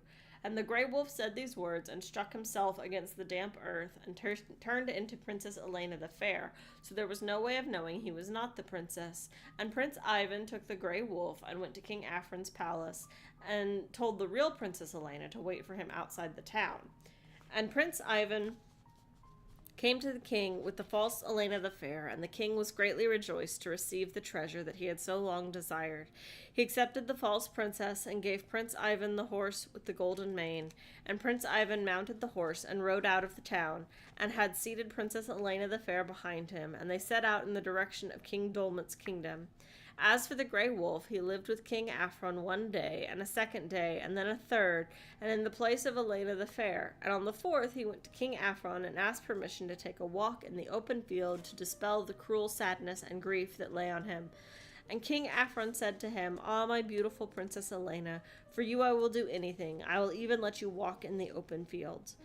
And at once he commanded the governesses and nurses and all the ladies in waiting to walk with the beautiful princess in the open field. Meanwhile, Prince Ivan rode along byways and bypaths with Elena the Fair and conversed with her and forgot about the gray wolf, but then remembered, where is my gray wolf? And suddenly, as though he had come from nowhere, the gray wolf stood before Prince Ivan and said, "Prince Ivan, sit on me, the gray wolf, and let the beautiful princess ride on the horse with the golden mane." And Prince Ivan sat on the gray wolf, and they set out to King Dolmat's kingdom. And they traveled a long time, or a short time, and having come to that kingdom, stopped 3 versts from town. And Prince Ivan began to implore the gray wolf, saying, "Listen to me, gray wolf, my dear friend. You have done many a service for me. Do me this last one. Could you not turn yourself into a horse with a golden mane instead of this one? For I long to have myself a horse with a golden mane." And suddenly the gray wolf struck himself against the damp earth and turned into a horse with a golden mane. And Prince Ivan left Princess Elena the Fair in the green meadow, bestrode the gray wolf, and went to the palace of King Dolmat. And when King Dolmat saw Prince Ivan riding on the horse with the golden mane, he was overjoyed, and at once came out of his apartment and met the prince in the courtyard, and kissed him on his sweet lips, and took him by the right hand, and led him into the white-walled palace halls. In honor of this joyous occasion, King Dolmat gave a great feast, and the guests sat at oaken tables with checked tablecloths. They ate, drank, laughed, and enjoyed themselves for exactly 2 days. And on the 3rd day, King Dolmat handed Prince Ivan the Firebird in the golden cage. And the prince took the Firebird and went outside the town, mounted the golden-maned horse together with Princess Elena the Fair, and set out for his native land, the kingdom of Vaslav Andronovich. As for King Dolmat, he decided the next day to break his golden-maned horse in the open field, and had the horse saddled, then mounted him, and rode off. But as soon as he began to spur the beast, it threw him, turning back into the gray wolf, and darted off, and overtook Prince Ivan. Prince Ivan, he said, mount me, and the gray wolf, and let Princess Elena the Fair ride on the horse with the golden mane. So Prince Ivan sat on the gray wolf, and they continued on their way. And the moment the gray wolf brought Prince Ivan to the palace where he had torn to the place where he had torn the horse asunder, he stopped and said, "Well, Prince Ivan, I have served you long enough, in faith and in truth, and upon this spot I tore your horse in twain, and to this spot I have brought you back safe and sound. Climb down from me, the gray wolf. Now you have a horse with a golden mane. Mount him and go wherever you have to go. I am no longer your servant." And after he had said these words, the gray wolf ran off, and Ivan wept bitterly, and set out on his way with his beautiful princess. He rode with Princess Elena for a long time, or a short time, and when they were still about 20 versts from his own land, they stopped, dismounted from his horse, and lay down with the beautiful princess to rest under a tree from the heat of the sun. And he tied the horse with the golden mane to the same tree, and put the cage with the Firebird by his side. And the two lovers lay on the soft grass, and spoke amorous words to each other, and fell fast asleep. At that very moment, Prince Ivan's brothers, Prince Dmitri and Prince Vasily, having traveled through various kingdoms and having failed to find the Firebird, were on their way back to their native land, and they returned empty-handed. They chanced to come upon their brother, Prince Ivan, lying asleep beside Princess Elena the Fair. Seeing the golden-maned horse on the grass and the Firebird in the golden cage, they were sorely tempted and decided to slay their brother. Prince Dmitri drew his sword from his scabbard and stabbed Prince Ivan and cut him into little pieces. And then he awakened Princess Elena the Fair and began to question her.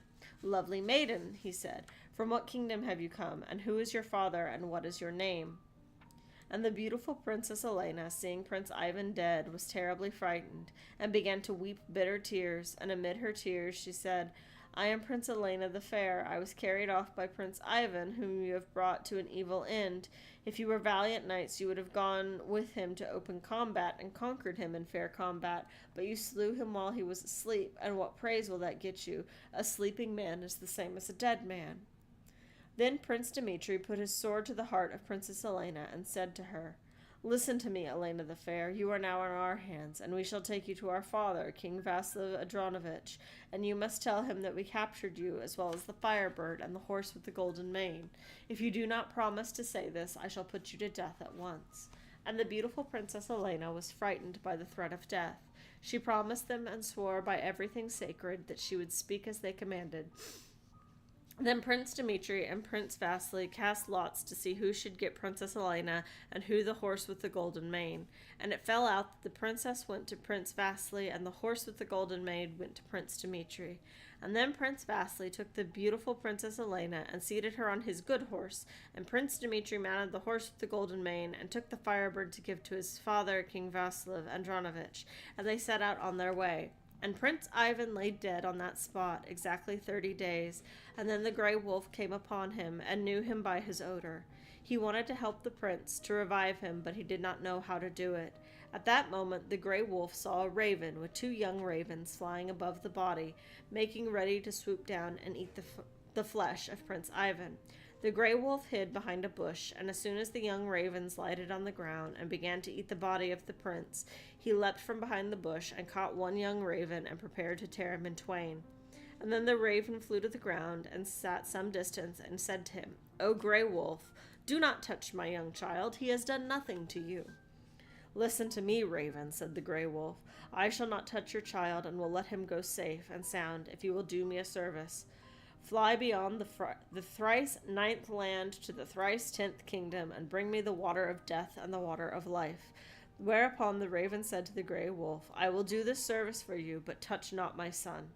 And having said these words, the raven took wing and was soon out of sight. And on the third day the raven came back carrying 2 vials, one containing the water of life, the other the water of death. And she gave these vials to the gray wolf. And the gray wolf took the vials, tore the young raven in twain, sprinkled him with the water of death, and the young raven's bodies grew together, and sprinkled him with the water of life, and the young raven shook his wings and flew away. Then the gray wolf sprinkled Prince Ivan's body with the water of death, and his body grew together, and he sprinkled him with the water of life, and Prince Ivan stood up and said, "Oh, I have slept for a very long time." And the gray wolf answered him, "Yes, Prince Ivan, you would have slept forever had it not been for me. Your brothers cut you into pieces and carried off the beautiful Princess Elena and the horse with the golden mane and the firebird. Now hasten as fast as you can to your native land. Your brother Prince Vasily is this very day to marry your bride, Princess Elena the Fair, and in order to get there quickly you had better sit on me, the gray wolf." Prince Ivan mounted the gray wolf, and the wolf ran back to King Vasil Andronovich's kingdom, and after a short time, or a long time, reached the town. And Prince Ivan dismounted from the gray wolf and walked into town, and having arrived at the palace, found that his brother, Prince Vasily, was indeed wedding the beautiful Princess Elena that very day. He had returned with her from the ceremony, and was already sitting at the feast. And Prince Ivan entered the palace, and no sooner did Elena the Fair see him than she sprang up from the table and began to kiss his sweet lips and cried out, "This is my beloved bridegroom, Prince Ivan, not the evildoer who sits at the table." And then King Vasil Andronovich rose from his place and began to question Princess Elena. "What is the meaning of the words you have spoken?" he demanded, and Elena the Fair told him the whole truth about what had happened, how Prince Ivan had won her, the horse with the golden mane, and the firebird, how his older brothers had killed him in his sleep, and how they had forced her under threat of death to say they had won all of this. King Vasil grew terribly angry at Prince Dmitri and Prince Vasily, and threw them into a dungeon. But Prince Ivan married Princess Elena the Fair and began to live with her in such true friendship and love that neither of them could spend a single minute without the other's company.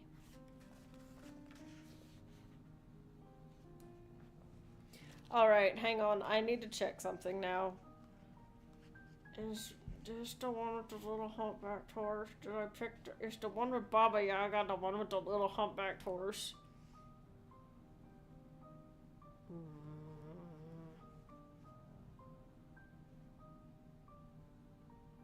No, this is the one with the magic doll. No, that's the one with the magic doll.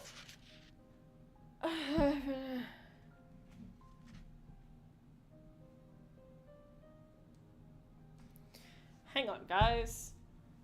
Like, I did know that one. I remembered it getting torn to pieces in the water of death bit. Hey, the little humpbacked horse.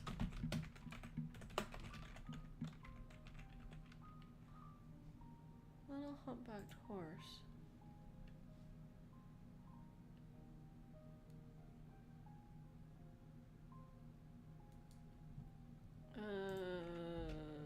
Fairy tale?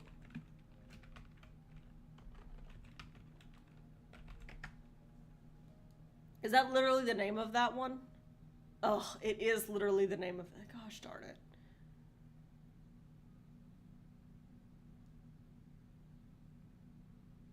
But why does oh, that's why. Because the main character's name is Ivan the Fool.